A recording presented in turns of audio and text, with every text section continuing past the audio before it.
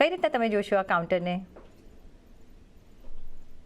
તો પ્રીતિ, stock specific તો ટિપ્પણી નહીં કરું કારણ કે કવરેજ છે નહીં, પણ મેં એક ભલામણ ઘણા લાંબા સમયથી આપણા ચેનલ પર કરી છે કે તમારી વિચારધારા ભારતીય શેર બજાર અને ભારતીય કમોડિટી માર્કેટ આવનારા 3-5 વર્ષમાં અથવા તો વધુ સમય સીમામાં ધીરે ધીરે કરીને જેમ જેમ લોકોનું પાર્ટિસિપેશન વધશે, ટર્નઓવર વધશે, આ એક્સચેન્જીસની ફીઝ ઇન્કમ બી વધશે.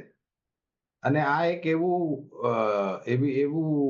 ક્ષેત્ર છે જ્યાં આગળી આવક જ આવક છે, નુકસાન તો છે નહીં.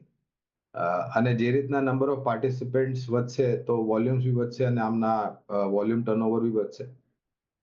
સક્ષમ અને મજબૂત કંપનીઓમાં રોકાણ તમારે કરવું જોઈએ, આ ક્ષેત્રથી જોડાયેલી કંપની, પછી એ કમોડિટી માર્કેટ હોય કે શેર માર્કેટ હોય.